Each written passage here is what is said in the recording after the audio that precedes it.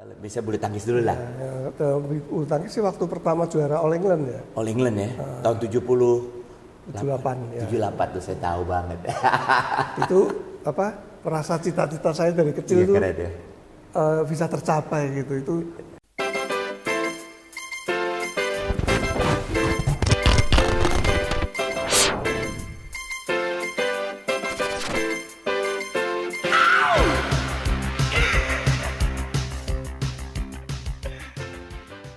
Hai Sobat Ikang Fauzi, apa kabar? Assalamualaikum, semoga sehat semuanya dan bahagia lahir dan batin. Hari ini surprise banget, gue dapet kesempatan untuk ketemu. Siapa coba? Wah, lo pasti tahu semua. Ini juara, ini pahlawan arena. Dia raja di arena, pahlawan Indonesia yang tak mengenal rasa gentar. Iya, siapa lagi kalau bukan Lim Swee King. Wah, juara dunia di mana-mana, kebanggaan kita. Udah lama kita nggak dengar kabarnya ya. Nanti kita masuk ke ini rumahnya. Ya. Kita masuk ke nanti. Pokoknya keren nanti omongannya, pasti lo. Ya. Yuk.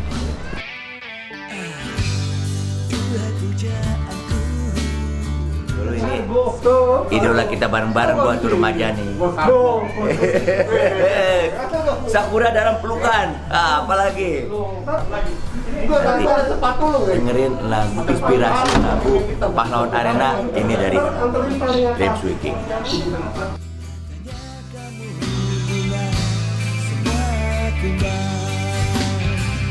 Kini ku telah terasa lelah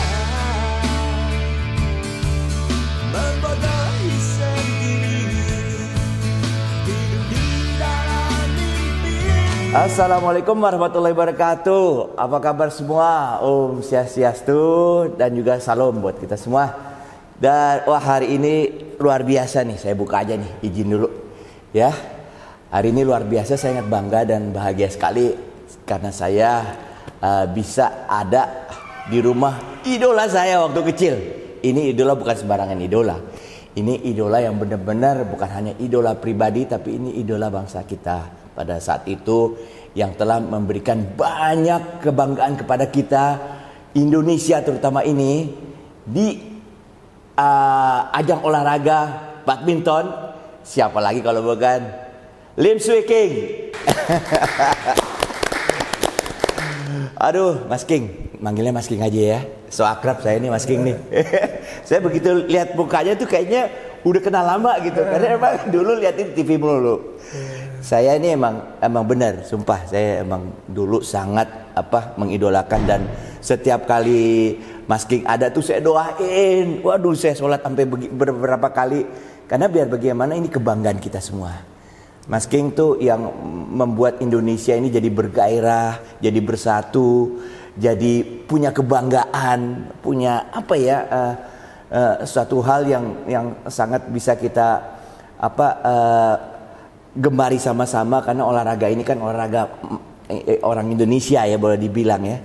Nah, yang saya pengen tahu nih Mas King ya. Pertama-tama saya terima kasih banget saya udah diterima di sini nih ya. Dan Mas King ternyata orangnya humble banget. Gue kira tadi begitu gue datang sini langsung di-smash, tapi ternyata orangnya sangat welcome dan rumahnya luar biasa banget, hangat banget. Mas King, aku pengen tahu tuh kenapa sih dulu latar belakangnya kok bisa masuk ke olahraga badminton nih gitu loh. Apa keinginannya, impiannya dan sebagainya waktu masuk mulai dari kecil itu? ya awalnya sih memang keluarga saya keluarga bulu tangkis. Jadi orang tua, kakak saya itu semua main bulu tangkis gitu. Itu yang pertama ngajarin saya untuk bisa main bulu tangkis. Iya. Tapi ya lama-lama kan seneng sendiri lama-lama. Jadi orang tua juga dulu berprestasi di bulu tangkis juga atau pengurus atau bagaimana? Enggak, cuman di Kudus ya, bulu tangkis ya. Hobi bulu tangkis.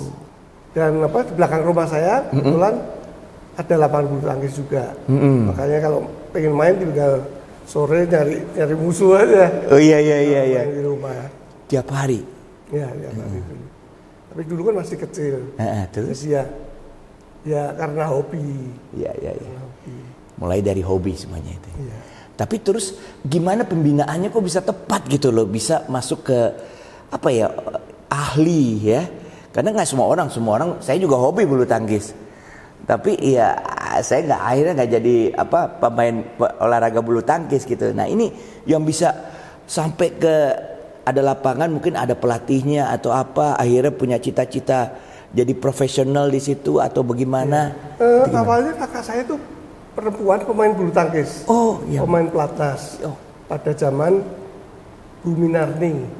Itu pemain juga. Yeah. Ipar saya juga pemain juga. Pemain pelatnas gitu. Iya. Agus Susanto. Ya awalnya dari situ. Iya. Jadi sering diajak main. Terus udah remaja saya mulai masuk klub. Klub Jarum itu. Iya. Yang pertama kali saya ikut gitu di dalamnya dan itu sangat membantu sekali. Jadi tapi ya kalau seandainya orang seperti itu udah masuk klub remaja, impian pertama pengen jadi profesional tuh ada nggak sih? Karena waktu itu kan ya kalau boleh dibilang semua orang suka bulu tangkis tapi nggak pernah terpikir, wah saya pengen jadi juara dunia atau bagaimana lah jadi profesional sih. Itu apa yang membuat Mas King itu benar-benar sekarang bisa jadi king beneran gitu loh? Ya awalnya sih memang dari hobi. Dari hobi ya? Tapi pada zaman ketemu itu, orang yang latih atau bagaimana gitu? Iya. Kakak ipar saya pemain bulu tangkis. Iya. Zamannya Rudi Mulyadi itu kakak saya pelatih juga. Kepikir nggak bisa jadi juara dunia gitu, Mas King? Kalau saya nggak pernah kepikir, saya punya cita-cita, cuman kayaknya kalau dunia sih, aduh. Iya kan? Dengan nama Rudi Hartono segala waktu itu kan. Ada jadi acuan. Udah jadi impian saya. Wah keren banget. Kapan bisa seperti dia, bisa bermain sama dia gitu. Iya. Ya awalnya begitu. Mas King juga dulu soalnya mudanya keren banget ini. Jadi sempat main film juga ya. Dan saya yang saya pengen tahu tuh di mana bisa dapat format kayak Smash King gitu loh. Mas King ini kan orangnya nggak terlalu tinggi. Tapi kalau nyemes tuh lebih daripada orang yang tinggi gitu, dan powernya luar biasa waktu itu. Yang kita kalau Mas King tuh mulai loncat, saya tuh wah histeris sudah kita semua dukungnya gitu. Itu latihan itu atau cara itu dapatnya dari mana Mas King? Ya itu gimana ya? Itu secara naluri aja. Naluri dan butuh bermain cepat kan pada waktu itu bisanya cuma loncat. Iya, loncat kita bisa tinggi, mengambil lebih. Kalau sekarang kan ada tuh pola latihan yang bisa mengacu kepada kemampuan dia paling utama. Misalnya kalau petinju, dia cara mukulnya tuh dilatih benar gitu loh, sehingga dia pukulannya tuh bisa paling jitu dan paling keras gitu. Nah, kalau di bulu tangkis ada nggak waktu itu belajar loncat begitu sekaligus momentumnya pas sehingga mematikan semesnya gitu loh. Ya semua dilatih semua itu. Iya ya. Dilatih semua, emang ada khusus latihannya. Kalau nyerang ya banyak nyerangnya gitu. Iya. Itu ada. Mas King tahu nggak sampai sekarang tuh orang tetap ingat jasa-jasa dan juga kehebatannya Mas King pada saat itu gitu loh. Sering kalau ketemu orang tuh, wah Lim Swee King gitu. Iya kadang-kadang. Iya. Teman-teman yang seumuran dengan saya, yang nggak terlalu jauh itu ada yang masih kenalin, sering masih kenalin. Apa perasaannya? Ya, kalau masih kenalin saya merasa ya seneng ya, bisa membuat manfaat buat orang lain ya, karena Mas King juga yang membuat hidup saya menjadi lebih punya tujuan, punya cita-cita, karena pada saat itu kebanggaan kita luar biasa sama Lim Swee King ini. Pada saat sampai di situ ya, pernah jenuh nggak ngerasa di olahraga itu gitu? Kalau jenuh, setiap olahragawan pasti ada. Ada ya waktu jenuhnya. Ada. Tinggal ya gimana kita menyikapinya ya. Menyikapi kalau jenuh gimana tuh, Mas? Jenuh olahraga ini gitu. Kita kan pengen tahu juga supaya kita juga. Ya cari hobi yang lain juga. Apa tuh hobi lainnya? Boleh tahu nggak, Bro? Nah ini seru. Wah waktu zaman itu sih paling banter nonton film, makan, waktu itu begitu. Jadi hanya ya sesederhana itu gitu loh. iya. Sekarang banyak hiburan. Waktu itu nonton aja udah wah mewah gitu. Hobinya apa aja sih? Boleh tahu nggak ya? Selain pasti bulu tangkis, tapi ada dong. Misalnya motor, apa gitu. Musik kali. Musik ya suka. Terus hobi mobil juga pada masanya suka ya. Waktu masih muda ya. Iya, motor ya? Apa mobil? Mobil suka ya. Yang Boleh paling tahu pol nggak? itu. Mas King, kalau musik tuh musik apa yang disukain sih? Karena saya musisi nih. Musik yang Genrenya biasa kayak lah, gimana? yang merakyat gitu. Contohnya sama penyanyinya kalau Pada zaman-zaman itu Gus Plus kali ya. Gus Plus. Iya, itu emang Pada zaman-zaman itu. legend banget. Sama-sama legend lah Gus Plus sama itu. Emang pop ya, Ya. musiknya. Luar biasa, itu yang banyak mengilhami anak-anak muda pada saat itu juga sampai sekarang juga masih kuat itu lagu-lagunya luar biasa. Nah Mas King, boleh tahu nggak kenapa berpikiran masuk ke, saya kan tahu banyak nih tentang Mas King ya, pernah juara All England 3 kali, udah gitu juara dunia, Thomas Cup bergunya banyak banget itu ya. Dan juga saya juga tahu dari teman-teman saya, Mas King tuh ada di bisnis properti ya, di hotel gitu. Nah itu pertama kali kenapa pengen punya bisnis gitu? Apakah di bulu tangkis aja nggak cukup, namanya udah top banget gitu kan? Atau punya ini sendiri lah gitu, pelatihan sendiri ya, di manage untuk bisa anak-anak mudanya lebih profesional lagi. Tapi kok ini malah milih bisnis gitu? Apa pemikirannya pada saat itu? Ya, bisnis. Sewaktu masih main tuh saya juga udah mulai memikirkan gitu. Gitu. Setelah nggak main tuh apa sih gitu. Ini perlu tahu nih pemirsa. Mulai nyoba-nyoba belajar gitu kan. Selama nggak main kan kita itu ngapain gitu loh. Iya. Dari situ udah ya belajar aja. Ini yang jadi masukan ya buat kita ya. Maksudnya udah berpikir ke depannya itu seperti apa. Karena yang namanya hidup berjalan terus, tapi ya profesi itu kan turun naik ya. Iya, ada batasnya kan. Iya. Pemain ada waktunya mesti kita stop gitu. Iya, benar. Bulu tangkis. Saya juga berpikir sama seperti itu. Jadi suatu saat juga di musik ya terus pengen sih terus, sampai sekarang juga masih terus sih. Cuman karena ya itu masih ada di lingkungan bisnis, kita bisa melakukan peningkatan lah daripada kemampuan kita masuk ke, dan sukses ya ternyata ya ke bisnis. Begini aja lah. Begini aja lah. Ya kalau rumahnya di Lamandau pasti sukses lah. Amin. Maksudnya aku yang jadi inspirasi buat saya ya, banyak idola kita bulu tangkis itu khususnya zaman itu yang hebat juga, tapi masa tuanya agak memprihatinkan itu. Nah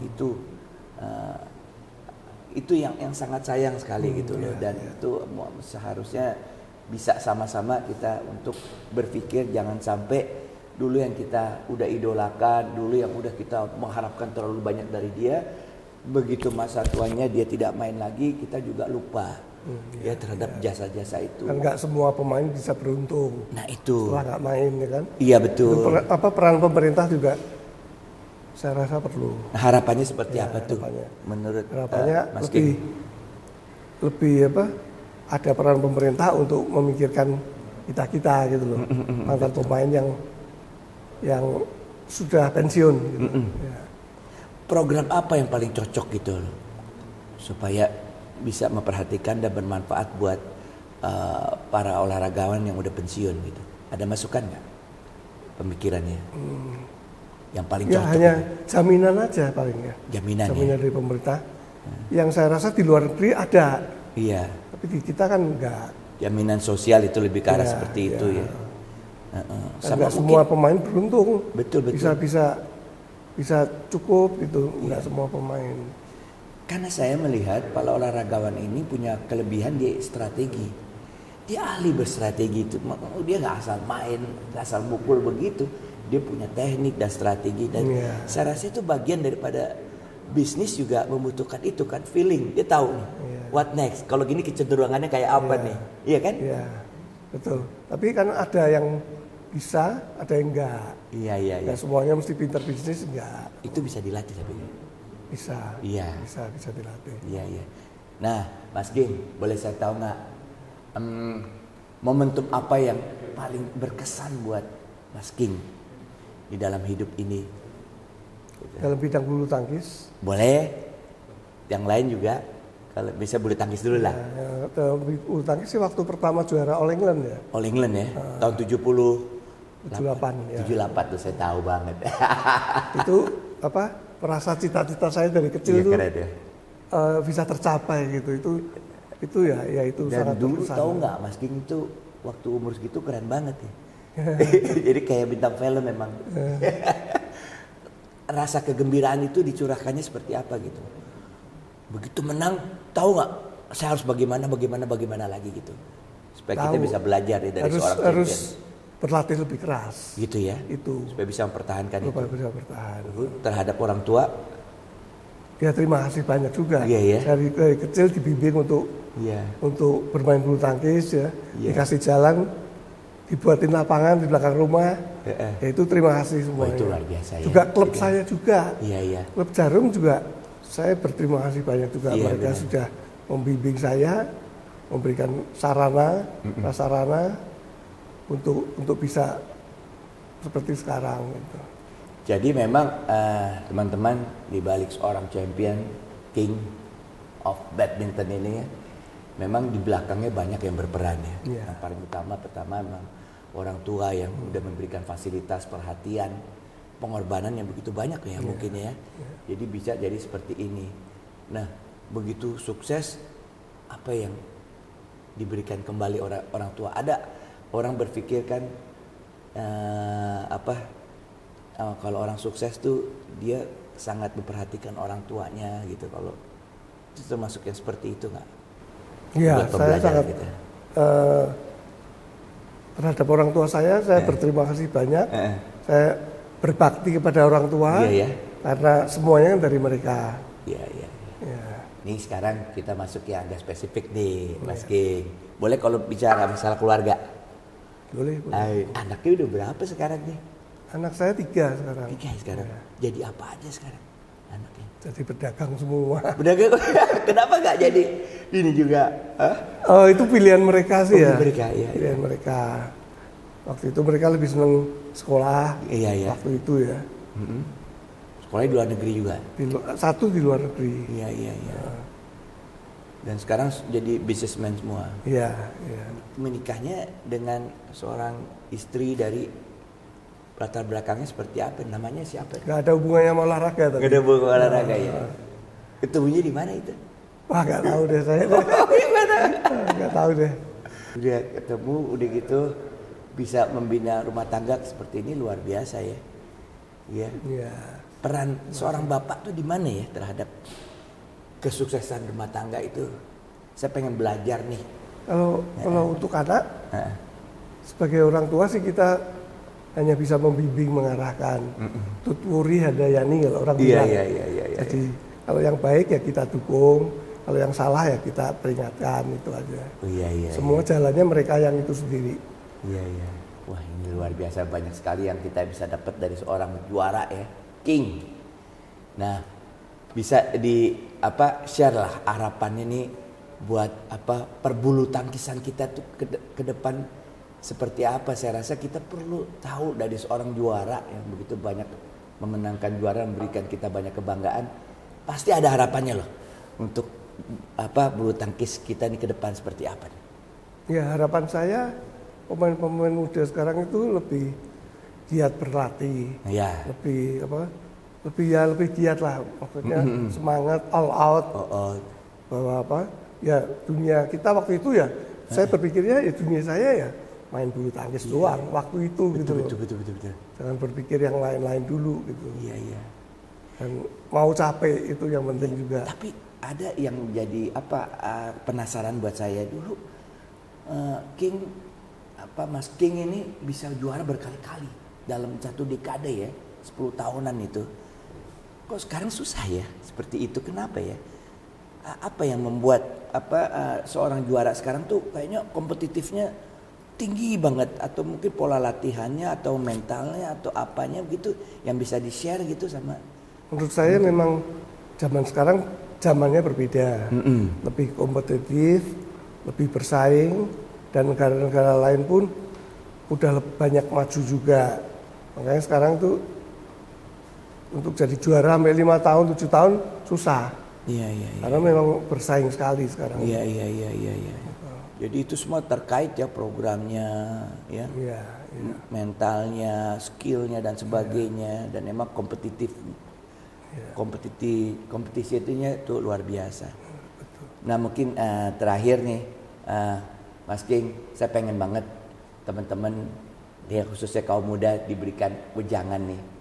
Apa sih yang ingin disampaikan dari seorang juara atau king kita ini, ya, kepada kita semua gitu. Ya singkatnya sih, jangan pernah menyerah. Itu penting. Jangan pernah menyerah gitu. Itu yang secara singkatnya. Itu yang paling penting. Ya. Mas King tahu nggak, saya dulu saking ngefansnya dan saking hormat dan juga bangganya sama pemain-pemain bulu tangkis ya, khususnya, dan pemain olahraga yang lainnya, biar bagaimana kita juga nggak boleh terlalu hanya bulu tangkis saya, walaupun itu yang paling sering menang ya. Saya sampai bikin lagu tuh, Pahlawan Arena judulnya, Pahlawan Arena. Pernah waktu itu zaman menteri olahraganya Bang Akbar. Ya. Pada saat itu saya menyanyikan lagu itu dan saya rekam. Lagunya tuh, dia raja di arena, pahlawan Indonesia yang tak mengenal rasa gentar.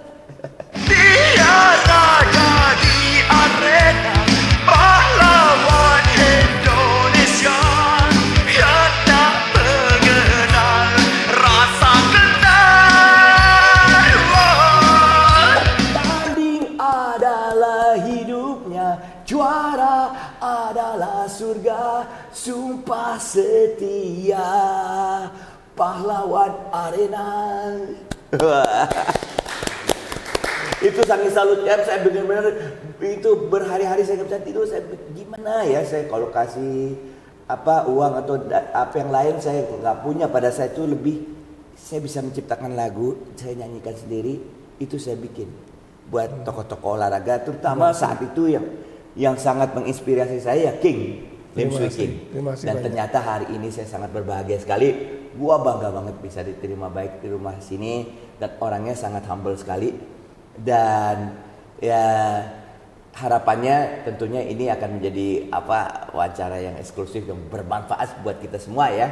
Teman-teman bisa belajar banyak dan kangen banget dengan Lim Swee King ini kan, dengan King yang udah memberikan banyak kita motivasi, kebanggaan terhadap bangsa ini.